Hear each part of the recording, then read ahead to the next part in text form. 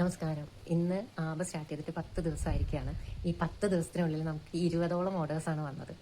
ഒരുപാട് നന്ദിയുണ്ട് ആബയെ. ഞാൻ ഇത്രയധികം നിങ്ങൾ സ്നേഹിച്ചതിനും സപ്പോർട്ട് ചെയ്തതിനും എല്ലാം ഒരുപാട് നന്ദിയുണ്ട്. ആൻഡ് ഇപ്പോഴും ഞാൻ നിങ്ങൾക്ക് പ്രോമിസ് തരികയാണ്, നിങ്ങൾ ആവശ്യപ്പെടുന്ന അതായത് നിങ്ങൾ മനസ്സിൽ ഉദ്ദേശിക്കുന്ന കളക്ഷൻസ് ആയിരിക്കും നമ്മൾ ആബയിൽ കൂടെ തരുന്നത്. ഞാൻ കൂടുതലും നമ്മുടെ ആബ ആൻറ്റിക് ടെമ്പിൾ ലുക്കാണ് കൂടുതലും ചൂസ് ചെയ്യുന്നത്. അത് ഇയറിങ്സ് ആണെങ്കിലും ശരി, പിന്നെ നെക്ലസ്, അതേപോലെ ഹാരം, അങ്ങനെയുള്ള ഐറ്റങ്ങളാണെങ്കിലും ബാംഗിൾസ് ആണെങ്കിലും അങ്ങനെ തന്നെയാണ്. പിന്നെ ഞാൻ ഇപ്പോൾ എടുത്ത ഇയറിങ്സിൽ മാത്രം കുറച്ച് യൂണീക്ക് ആയിട്ടുള്ള ഐറ്റങ്ങൾ എടുത്തിട്ടുണ്ട്. പിന്നെ അടുത്തത് ഇതിൻ്റെ കൂടെ തന്നെ ഞാൻ പറയുകയാണ് കൊറിയർ സർവീസിൻ്റെ കാര്യം.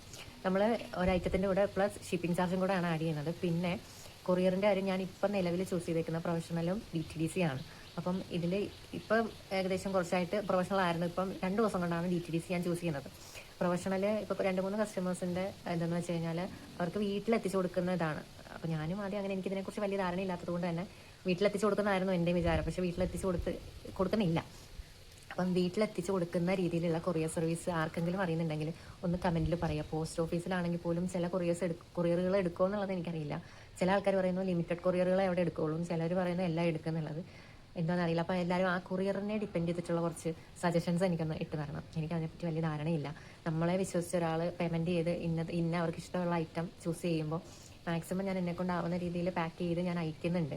പക്ഷെ ഇപ്പോൾ ഒരു കൊറിയർ തിരിച്ച് വന്ന് അവർക്കത് ചെന്ന് പിക്ക് ചെയ്യാൻ പറ്റുന്ന ഒരു സാഹചര്യം ഇല്ലാത്തത് കാരണം കൊറിയർ അവർ തിരിച്ച് റിട്ടേൺ വിട്ടു. കാരണം അവരുടെ പ്രൊഫഷണലാണ് കൊടുത്തിരുന്നത് ഞാനപ്പോൾ അവരുടെ തന്നെ ഓഫീസ് മറ്റേ സെൻറ്ററിൽ ചെന്ന് അവർ കളക്ട് ചെയ്യണമെന്ന് പറഞ്ഞു. അപ്പോൾ അതിന് പറ്റിയൊരു സാഹചര്യം ആയിരുന്നില്ല. അപ്പം നിങ്ങൾക്ക് ആർക്കെങ്കിലും അറിയുന്ന കൊറിയർ സർവീസുകൾ ഉണ്ടെങ്കിൽ ഒന്ന് പറഞ്ഞു തരിക. വീടുകളിൽ എത്തിച്ചു കൊടുക്കുന്ന കൊറിയർ കേട്ടോ. എനിക്കിതിനെപ്പറ്റി വലിയ ധാരണയില്ല. ഇപ്പം ഞാൻ ബിഗിനർ ആയതുകൊണ്ടാവാം, മേ ബി എനിക്കറിയില്ല. അപ്പം അതൊന്ന് അറിയുന്ന ആൾക്കാരുണ്ടെങ്കിൽ എനിക്കൊന്ന് പറഞ്ഞു തരിക. അതുപോലെ തന്നെ ഞാൻ എൻ്റെ ഭാഗത്തുനിന്ന് ഇപ്പോൾ ഇത്രയധികം കൊറിയറുകൾ പോയിട്ടുണ്ട്. അപ്പോൾ അതിൽ പാക്കിങ്ങോ അല്ലെങ്കിൽ ക്വാളിറ്റി പ്രശ്നങ്ങളോ എന്തെങ്കിലും കാര്യം ഉണ്ടെന്നുണ്ടെങ്കിൽ നിങ്ങൾ എനിക്ക് മെസ്സേജ് അയക്കുക, നിങ്ങൾ പറയുക.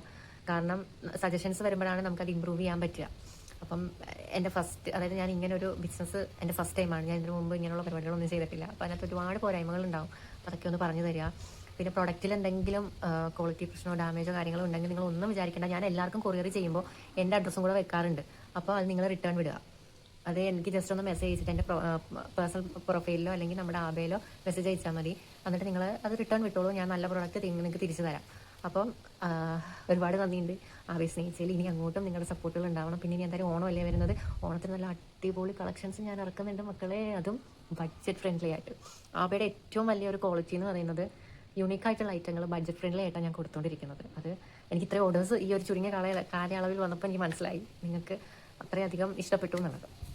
അപ്പം ഇനി ഓണത്തിന് വരുന്ന കളക്ഷൻസ് ആണെങ്കിലും ഇട്ടിവെട്ട ഐറ്റംസ് ആയിരിക്കും, അതേപോലെ ഇട്ടിവെട്ട് പ്രൈസും ആയിരിക്കും. അപ്പം താങ്ക് യു.